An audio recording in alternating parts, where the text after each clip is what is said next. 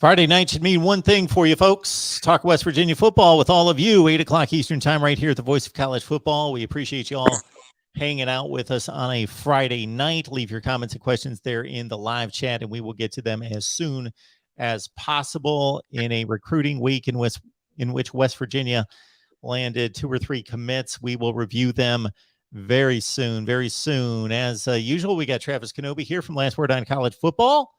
And real happy to be joined by Brian Joswiak, West Virginia legend, 82 to 85 along that offensive line, Kansas City Chiefs first-round pick in 86. Brian, how you doing? Oh, brother, I'm doing great. I can't complain. I'm having Thanks for being time here. down South Florida. Nice, nice. Appreciate you being here. And we'll dive right into it with a couple commits coming in. So let's read the metrics down on one. Jordan Jackson, he's of the athlete variety, usually means wide receiver, defensive back, but we will see. So, no, in his case, it's actually different, Mark. Okay. Jordan Jackson recruited as most likely a tight end, if I'm not mistaken. He's 5'11", 175. And, he ain't playing tight end. Yeah, well, that's not the body for a tight end. But yeah, I think you might be thinking of the next guy we're going to talk about. But Jordan Jackson out of Fairfield, Ohio. Yeah, 5'11", 175. Yeah. 47th ranked at his position, which is athlete again, typically wide receiver, defensive back, typically is what you get there. But I saw one the other day, and I've started to see this defensive ends and tight ends. Those D ends are a lot thinner, leaner, quicker than they used to be. But he's a top 600 player in the country, 18th rated player in the state of Ohio. He just committed here in the last day. And also, your tight end, let me see if I can find him here. He's actually not on the 247 board yet, but his name's it's Will Dixon, the tight end. Dixon. Yeah, they don't have him listed yet on 247 Sports, but that's the tight end. Well, the reason is I got him confused with Jackson, again, trying to catch up from being out. But he reclassified to 22. He was actually in prep school. So he's going to enroll and be on the team this fall. How about that? Out of New Jersey. Yes, sir. Blair Academy, Hillsborough, New Jersey. Composite has him in the top 1,500, 90th at tight end. 6'5". There you go, Brian. There's some tight end size. 6'5", 230. That sound better? That's a little bit better. Yeah. Okay. Yeah. All right. Now, are these guys freshmen coming in commits? Yes. Yep. Okay. And then Jackson, I got him. I did get him confused because he is actually the brother of a prior commit we got, Josiah Jackson, who is by Rivals. I think it's Rivals. By at least one of the services, he's a 4-star cornerback. What does that mean? It doesn't mean much until they play. You know that better than anyone. If they were giving out stars, I'd probably got a smiley face, and that was about it. A smiley face. Well, Travis, I would tell you, I either agree with you or it's the opposite. It either matters until they start playing, or I was going to sort that out. I'm looking for a gold and blue dude, and it took me off my game here. I forgot what I was about to say. GBD, what's going on tonight? Good to see you. No, hey, can y'all hear me all right? We can. All right, so check this out. This is what's going on. So I handed off my live show to Joey and Tony, so I got that going on. But I had to keep it on the screen because I can't hand off the in-broadcast part to them. So keep an eye on that, and I'm doing a live show with you guys. How about that? That is phenomenal. But GBD, why? Why? We don't want you to interrupt your 8-hour live stream. Everybody's been looking forward to this. I was telling you that before. Listen, this is a commitment, and I've had to miss it the past 2 weeks because of not being in town and wife going to the hospital. So I wanted to make it today. And I talked to Tony and Joey. We got it covered. It's still going on. I'm just not there. That's all. We're good. I promise. All right, Chris. We got Travis here. We got Brian here tonight. talking things up, and a couple commits came in this week. Do you have any thoughts? It looks like West Virginia's recruiting ever since Neil Brown got here is getting better each and every year. And once we figure out how to use the NIL for the transfer portal, I think West Virginia is gonna be getting like higher caliber of recruit than what we're used to. I know we lost Hakeem Mesidor and Porter to Miami. That was because of the NIL thing. Once we get that under control, that's not going to happen because there's two sides of the coin for NIL. One is you use it to get recruits. The other side is you use it to keep recruits. So once we get that nailed down, I'm not worried about losing players either. Well, some players get lost to culture necessarily, as I'm sure we will find out in the next couple of weeks if some rumors are holding true. But we did miss one recruit that came in this week. It was actually a Saturday commitment, and I'm excited about this one. Justin Benton, from down here in Georgia, 6'2", 275.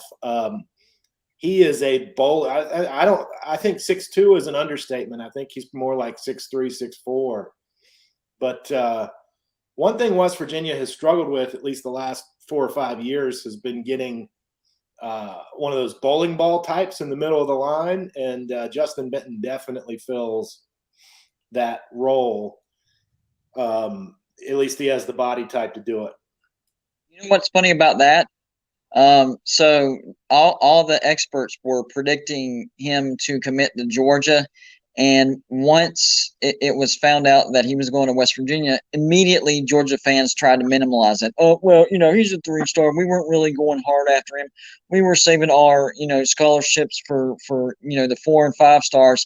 I'm talking immediately. As soon as he announced, Georgia fans took to Twitter and all social media acting like it was nothing. They immediately tried to minimize it. I'm like, come on, guys, just give us credit. We beat you for a high caliber or high quality recruit in your own backyard. But they don't want to admit it because it'd be a tad embarrassing, just like what we did to Miami when we got Jacoby Spells in their own backyard. Or how Penn State fans talked about Rodney Gallagher. Yes. We can't win any. Honestly, we got to win. We got to win it with either we win it because they didn't actually want him, or we win it because we all of a sudden the Mountaineers became the richest school in the country and we paid for the players. Yeah, that was a different approach by the losing team. Instead of saying, that's not a big deal, we didn't want him anyway, they knew they couldn't say that because this guy's a top 100 recruit. So they turned it down to West Virginia must be cheating. If they beat us in recruiting in their own backyard, it's plain and simple. They must have been cheating. West Virginia Live, folks, right here at the Voice of College Football. We got Travis Kenobi right next to me. Last word on college football. Caddy corner to me. Golden Blue Dude, all about him. Get on over to his channel. Subscribe right there. Brian Joswiak's joining us tonight. WVU legend. Brian down there in South Florida. He was telling me some good stories earlier on the live stream. We had a bad internet connection, but whenever he called in, man, that dude, he paints a picture in such a way that even though it was before my time, before I was watching college football, it made me feel like that I was there, that I was experiencing it. That's how good he is at telling stories.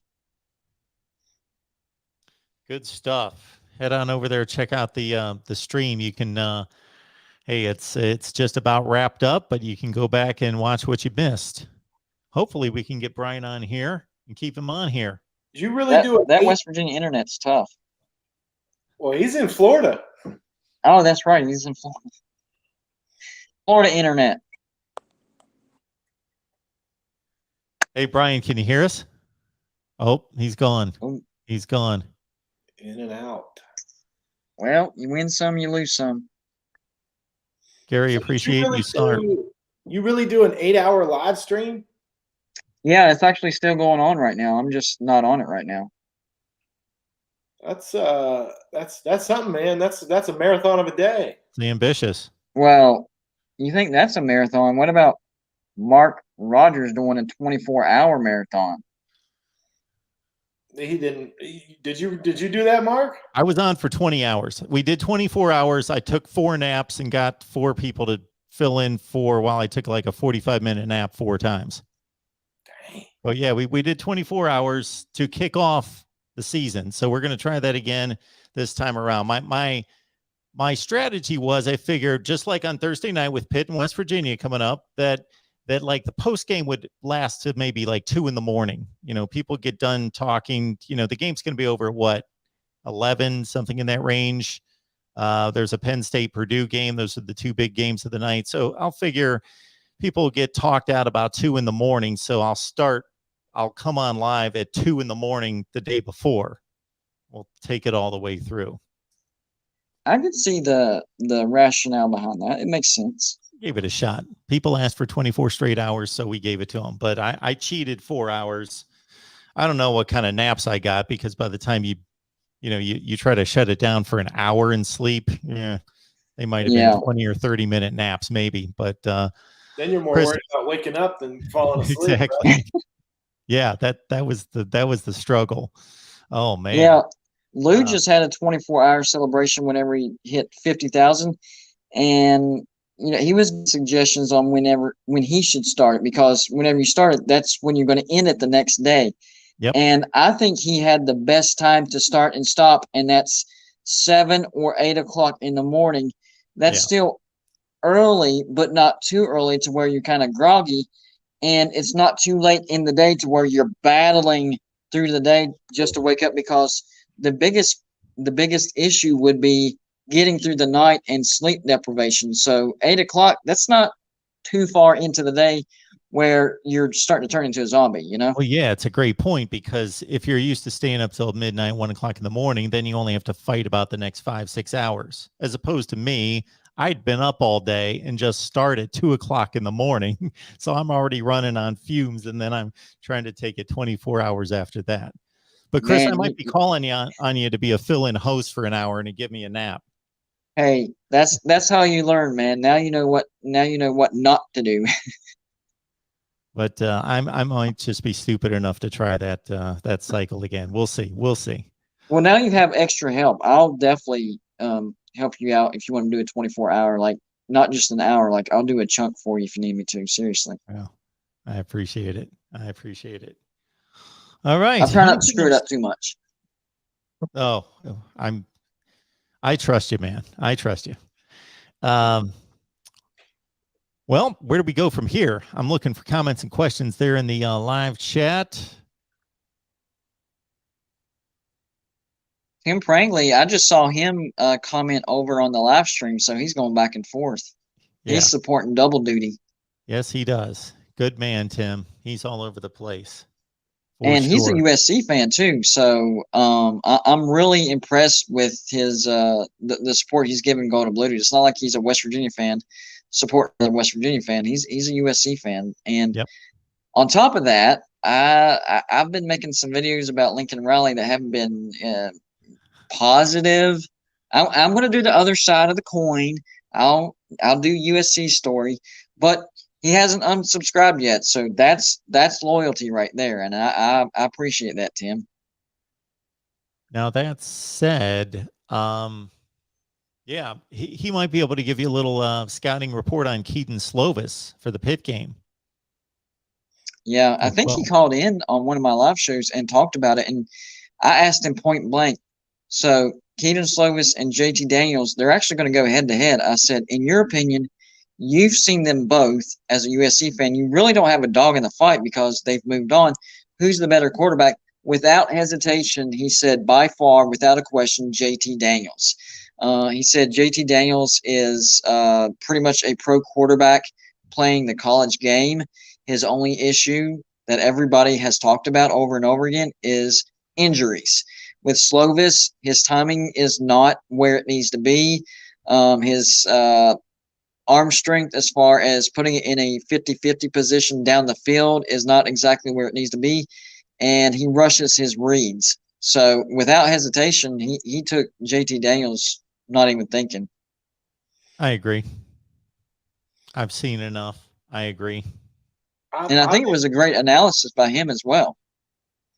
I've actually heard some of the same from Georgia fans down here that that they're like, you guys really got a good one in JT. We just, look what our walk-on did. You can't get rid of him, so JT doesn't have a spot. But he's a better quarterback. Yeah, and Georgia fans forget when JT got injured last year, and he recovered from that, and he never won the starting quarterback position back. Georgia fans were absolutely furious. They wanted JT to get that job back because they knew he was the better quarterback. Now, that never happened. Kirby Smart stayed loyal to his boy, Stetson Bennett. And fortunately for Georgia, their defense was good enough to where they could have had a number 35 or number 40 offense, and they would have been fine. If you go back and look at the regular season, they score 20 points. They still go undefeated because the most an opponent scored was Tennessee, and that was 17 in the regular season. Well, I was at one of the local dining spot / watering holes for the Georgia-Alabama SEC championship, and it was 70% Georgia fans, 30% Bama fans, and the Georgia fans were screaming for JT Daniels in the third quarter. So, yep. But that game came down to the Georgia fans or the Georgia defense was giving like 40%. Seriously, something did not look right. Alabama's offensive line struggled against Auburn's, and Georgia's defensive line couldn't get any push. It didn't look right. Yeah, no, it was. Well, I mean, it's college football, man. You know how it works. I mean, between now and forever, we'll hear 13-9 from Pitt fans. Yeah. That shouldn't have happened. No, but it did. You can't change the facts. Well, and you really have to feel bad for the defense on that day because 13 points. I mean, that should have been an easy win, but our offense could only score 9, and two of those was on purpose by Pitt. To run some more clock by taking a safety there at the end. So, yeah, you're absolutely right about that. That nothing about that game made any sense.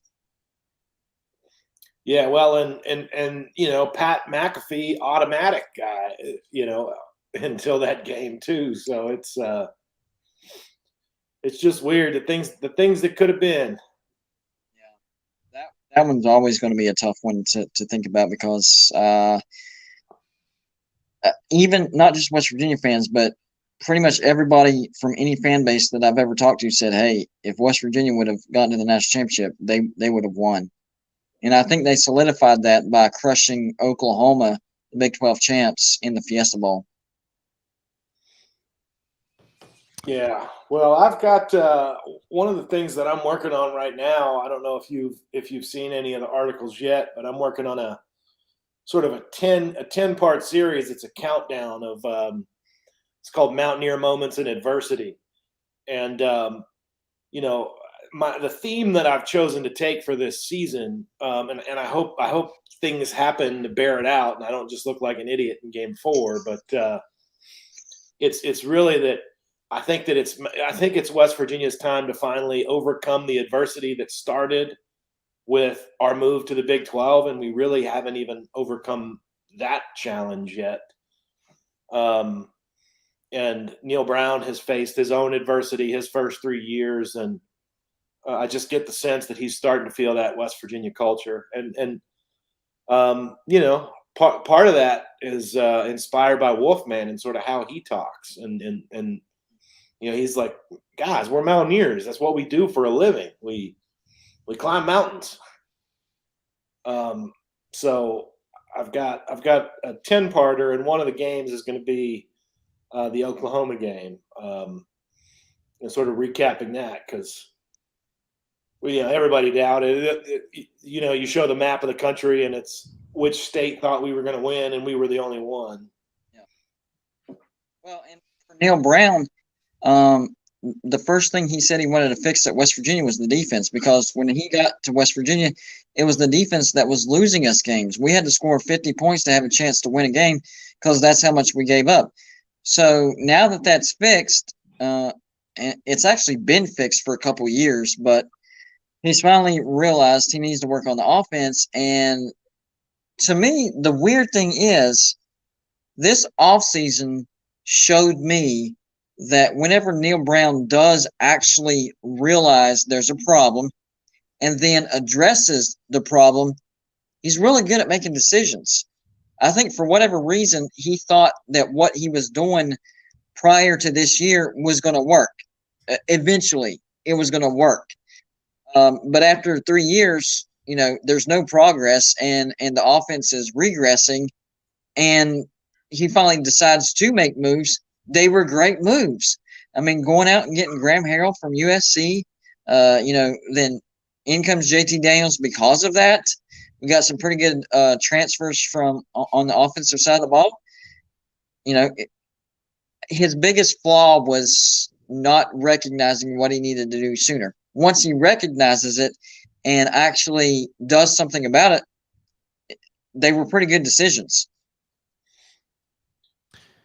Yeah, I think one of the main reasons that he is currently sort of out of favor with the majority of West Virginia fans, I'd say, at least, the majority would either he'd be out of favor or they're kind of like, I'm becoming indifferent. Was how long he rode the Daggy horse. I don't know. Like, at the end of the day, you Monday morning quarterback it, and I wonder, did he really have a choice? But he always had a choice. I mean, start a young guy, give a young guy the ropes. He wanted to be loyal to Daggy for whatever reason, and he like sort of stubbornly clung to it. And I think fans were upset by that. But I think you're right. For whatever reason, he realized in the offseason that was the wrong thing to do. He looked at himself in the mirror and said, "Neil, you messed that up," and he has corrected it, and we have yet to see how that plays out on the field, but I'm excited to find out. I 100% agree with that, and that is the main reason why the fans turned on him, because they're like, why are you not playing these other quarterbacks? He has proven that he's inconsistent. And he goes, whoever wins practice. You still have to take chances, and if there's any year to kind of experiment, if you will, with different quarterbacks, last year would have been a great year to experiment with quarterbacks, because we knew we were not winning the Big 12 or anything like that. And worst case scenario, we miss a bowl where we got blown out anyways. So if there was a year to experiment with quarterbacks, and even if it doesn't work out, last year was the year. But he was a little bit stubborn. Well, not a little bit. He was very stubborn with Daggy, and that navigated to a 6-6 season. And in the off season, he was like, "Man, that did not work at all. I am not doing that again." And finally realized there needed to be a change, and actually did something about it. We've got West Virginia football talk for you each and every Friday night right here at the Voice of College Football. Get on over to Gold and Blue Dudes channel right here on YouTube. Just went 8 consecutive hours, so if you missed any of it, you know what you do. It's going to be all lined up for you to watch and take in what you missed. Travis Kenobi's got a 10-part series on West Virginia Mountaineer moments of adversity. Did I get that correct? Yeah, Mountaineer moments in adversity. In adversity. In adversity. Yep. Okay. Right there on Last Word on College Football. So check it out, West Virginia fans that need a fix before we get to football in August, and of course for real in September. So we've got our guy Kenneth here. And before we answer Kenneth's question, of course, subscribe to the West Virginia channel. Golden Blue Dude, Travis, Coos's Corner, got a few others, but they're the 3 mainstays. We've gotten together for a West Virginia football channel, so please subscribe over there, the Voice of College Football, West Virginia. I will drop the link here soon. So Rodney Gallagher, Kenneth, looking for some information, some insights and perspective on Gallagher, the top recruit in the 2023 class out of 12 hard commits. He is the 1-4-star at 5'10", 160. You This guys have a guy chance to look is an into him? overall athlete. So to be honest with you, West Virginia is probably going to use him at wide receiver, but they could use him at safety. They could use him at cornerback. They could use him, maybe as a running back, anything like that. He even is a really good basketball player as well. In fact, he might be a better basketball player than he is a football, but according to what I've seen, he decided back in December to focus on football. So the best way to describe this guy or give any type of insight is he's just a gifted natural athlete that the sky's the limit. You could use him in so many different ways, and it probably not be the wrong choice. Yeah, I was going to say the first thing I was going to say about Mr. Gallagher is that I am relatively confident in saying that whatever sport he wanted to play, he could become a professional at it. That's just how athletically gifted he is. If he wanted to play soccer, he could play pro soccer. If he wanted to play baseball, he could play pro baseball. He'd be a five-tooler in baseball because he's got all those qualities. He's got strength, power. He's got speed. The only thing he doesn't have yet is weight and a year in the locker room in the weight and training, the strength and conditioning program. I mean, he'll be $190 pretty easy. But that's his beginning, end of junior year measurements, 5'10", 160. He's going to grow. At least he's going to put on more muscle and be just as fast. That's one of the ways that they determine star ranking is they figure out, does this player have room to add the size that he's supposed to add to become a next level and then a next level athlete. And they've looked at him and they've determined absolutely he's not going to lose much speed. And he's going to get faster because young men do get faster as they get a little older. And he's going to get bigger and stronger as a result. So Rodney's going to kill it. I wouldn't be surprised if he's, top 2 or 3 performer for the team his true freshman season. That's how good he is. Art was actually on my live stream earlier, and he was on with Mike Vanderjack. And one of the guys that kind of hung out with him, Bryant Westbrook, and this guy's a kicker as far as Vanderjack, one of the most accurate kickers in NFL history. And his teammate, his buddy, Bryant Westbrook, is like, we went and played basketball, and I realized this guy just doesn't miss. They went and played golf. I realized this guy just doesn't miss. So as a kicker, Mike Vanderjack was a gifted athlete. Rodney Gallagher is a gifted athlete. He's not a kicker, which is even better. That's a bonus. He can be a wide receiver, quarterback, safety, whatever. But he's a gifted athlete, and it's proof because a lot of people say he could be a professional basketball player. You were talking earlier, if he decided he wanted to play soccer, he'd be pretty stinking good at it. So he's just one of those human specimens, I guess is the best way to put it, or human beings. They were just born a gifted athlete. Of course, there's a lot of hard work and training that goes into it, but he's a natural. That's the only way you can put it. The kid is a natural athlete. Yeah, I mean, it's like you. I'm sure we've all met the savant type that Yes. Like super intelligent, like got huge brains, could pick up a book about anything and learn it, right, and just get it. Athletes are athletes, and they just get it. Your point to me, like I'm that guy, maybe, but I would dispute that. But Rodney is that he's got a high athletic IQ, and he's just made for it. I saw the comment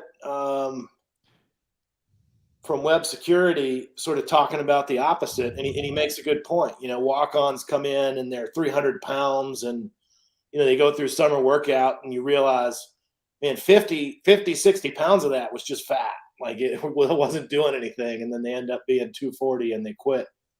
Yeah, that's absolutely right.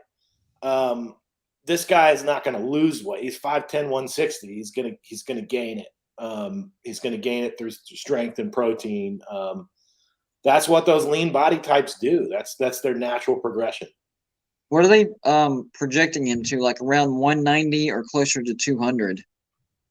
I think I saw around the 190, 195 mark. That's what I was thinking. 200 would probably be pushing it on a 5'10" frame unless he grows a few inches. Yeah, if he was like 6'1" or 6'2", then I could see 200. But he's only what, 5'10"? Yeah. Yeah. So you don't want to push that too much.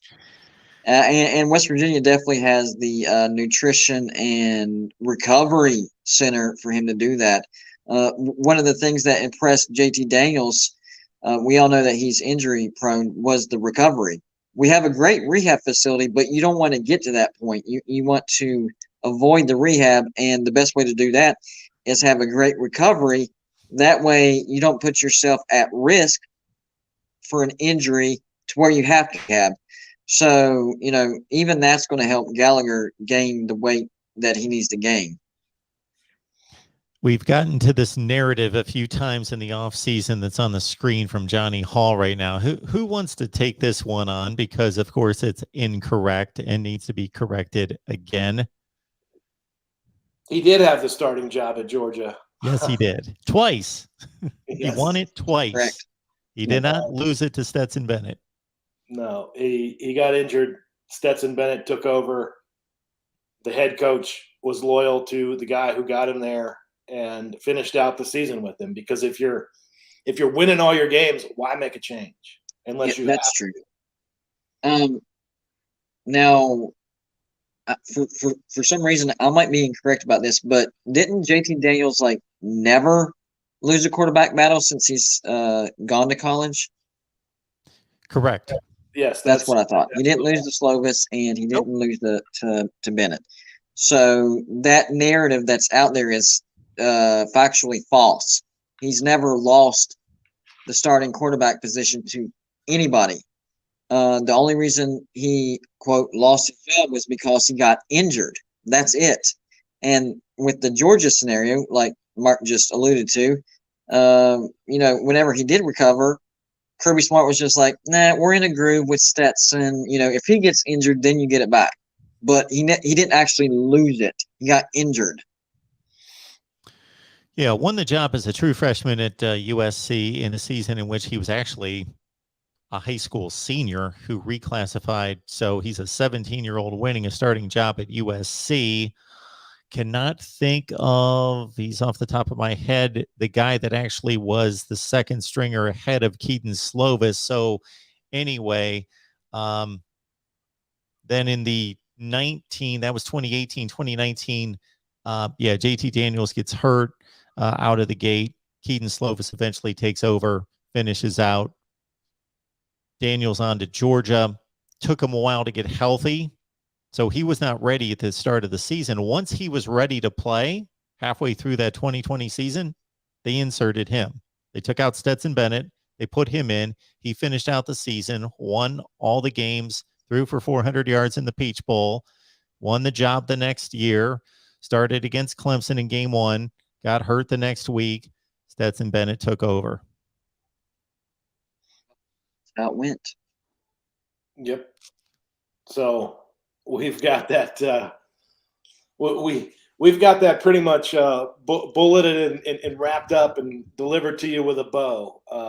Let's just stop that. If you continue to say that, I'm just going to assume you don't know a whole hell of a lot about college football. Move on. That guy's got to be a Pitt fan.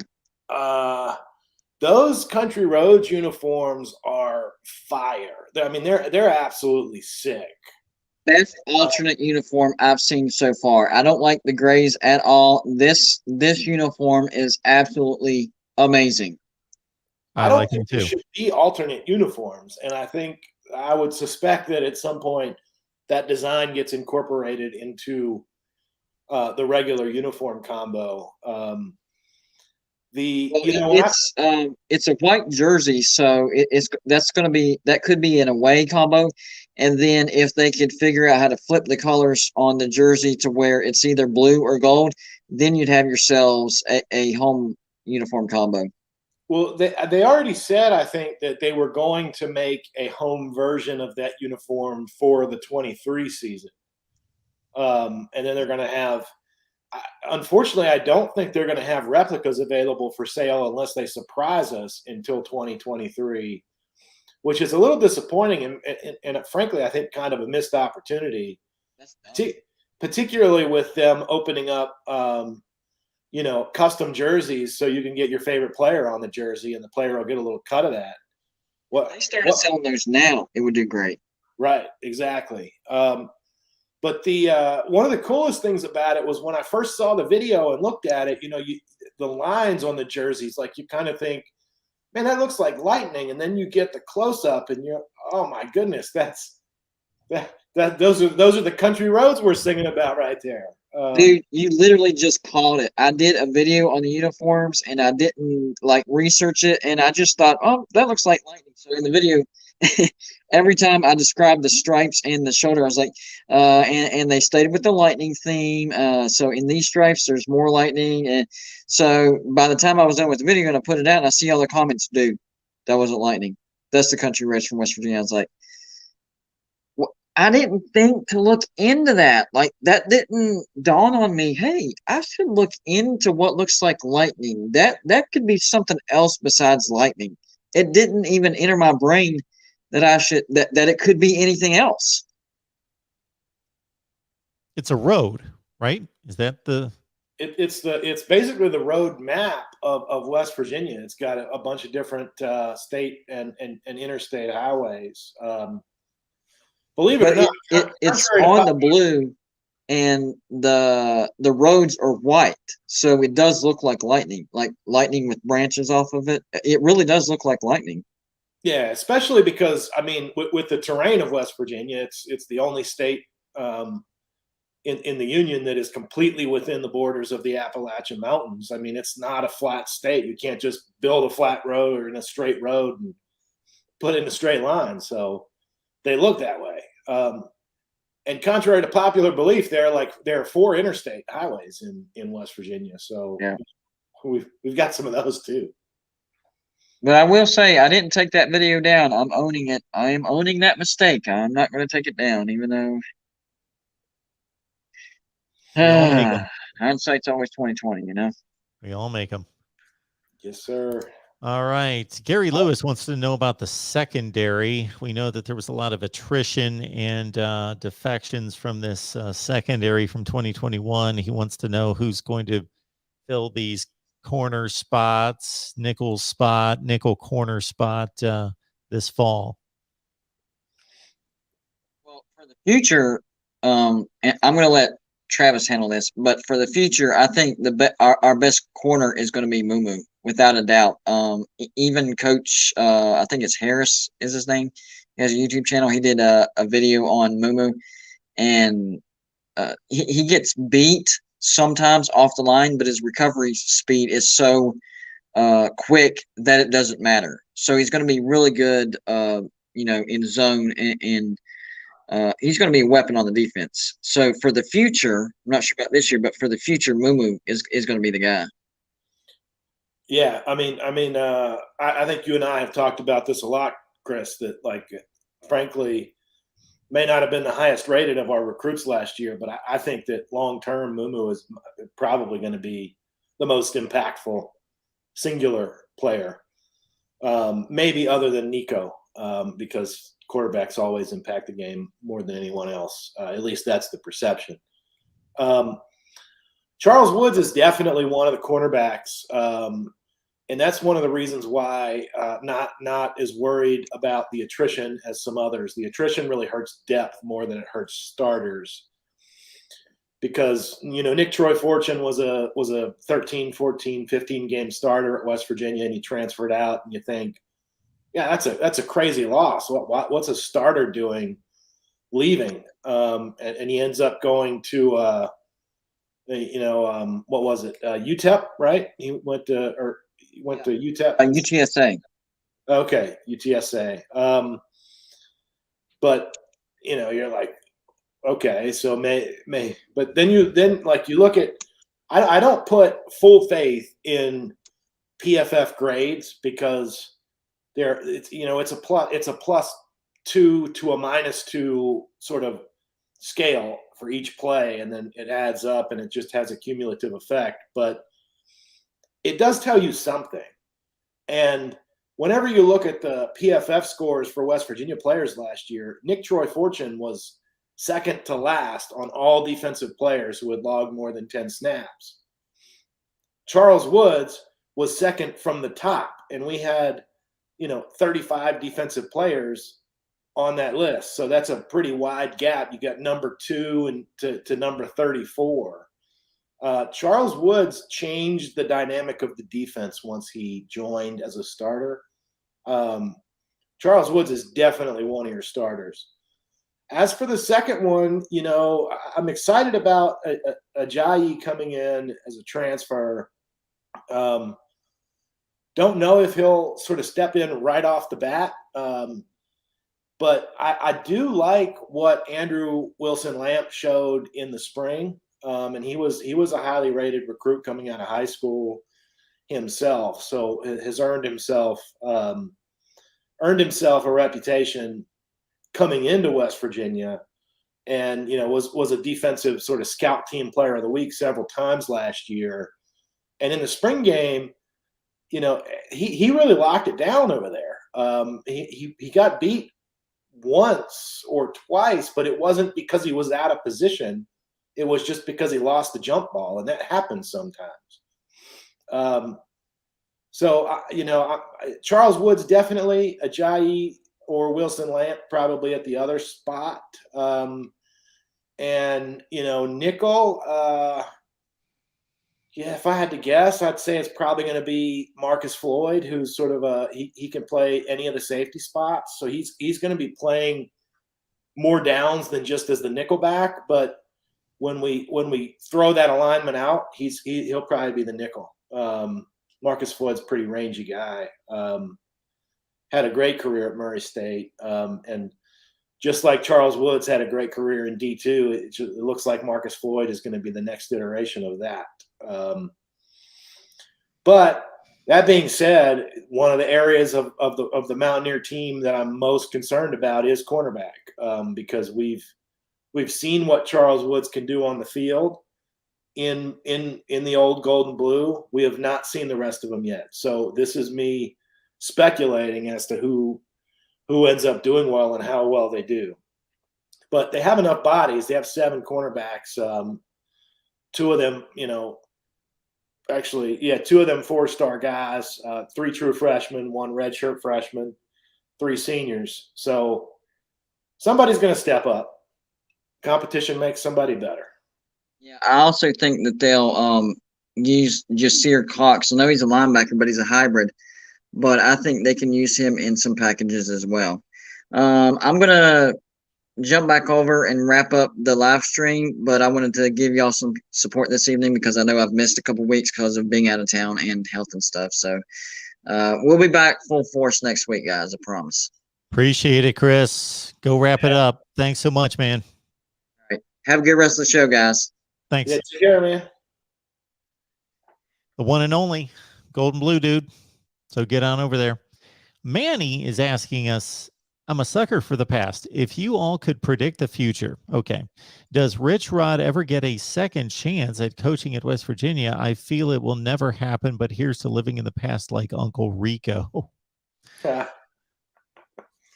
One of my fellow writers and editors over at Last Word on College Football actually asked me, when Tony shared the uniforms to the group and said how much he liked the Country Roads uniforms, we started walking down memory lane a little bit. And have you met Kate, Mark? I don't know if Kate Pearson. I have. Yes, Okay. I have. So Vandy. she asked me what my thoughts were on Rich Rod, and I said, look, time does weird things, because when Rich Rod first left, I was like every other Mountaineer fan. I was angry about it. I wasn't like the select few Mountaineer fans who went and threw toilet paper wads full of crap at his house and did that kind of stuff. But I was mad. I legitimately felt like I hated that man. Over time, I've grown to say, I'm indifferent really to him. Does he get a second shot at coaching? I tend to doubt it, just because of the trajectory that he's on. He's failed as a head coach everywhere else that he went. And he hasn't really been doing well as an offensive coordinator at the other stops he's been either.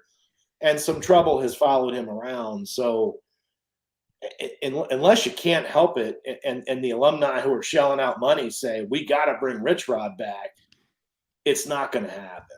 But I appreciate the question. It's a good one. Yeah, it's an interesting one. I just think that if you're a fill in the blank, whatever you consider yourself, a top 20 to 30 program in the country, that digging up the past, bringing back a retread, trying to recapture old glory typically doesn't happen, hasn't worked elsewhere typically. And there's usually a up and coming offensive or defensive coordinator, a group of 5 head coach that's really hot and on fire and really on that upward trajectory, that is a bright mind and a emerging leader that you would want to tap into.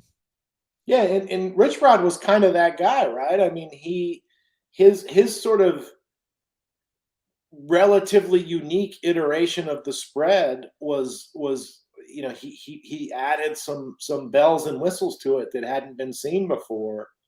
But even with that, he still kind of caught lightning in a bottle. I mean, you talk about we talked about the Stetson Bennett, JT Daniels, and like who's on first, who's on second sort of thing. And we had a quarterback, Bednarik, who Rich Rod rolled with to begin the 2005 season, and left a guy named Pat White on the bench. And the only reason that Pat White became the starter is because Bednarik got hurt in the Louisville game. Maybe the injury was overstated because we were getting our butts kicked by Louisville that game. And Pat White and Steve Slayton, like a 4-year program was built with those two guys. And it's like the longest string of success West Virginia football has ever had at that high of a level. It was really lightning in a bottle for him. If he didn't have Pat White and Steve Slayton, would it have happened the way that it did? I have my doubts. Travis, have you ever ranked a top 5 or 10 position list in West Virginia history? I have not. I try not to do that. It's the same with, like, when you ask me, well, my friends, they hate it when I do this, but they're like, man, who's your favorite rapper? Or who's your favorite guitarist? Or who's your favorite bassist or band? Or, what's your favorite song? And I'm like, I don't know that I can ever really do that, because it's more like tiers to me. You've got elite, you've got the best of the best. But can I really tell you that Pat White was better than Major Harris, who was better than Geno Smith, who was better than Will Grier? I mean, I could make that argument, but it's unfair. Same thing I think about the Michael Jordan versus LeBron James debate. I think it's tired because it's, why can't they both be great? I don't have to minimize one to maximize another. So I've not really engaged in that exercise, but it's interesting. Maybe I will. Just to start a debate. I enjoy it to a certain extent.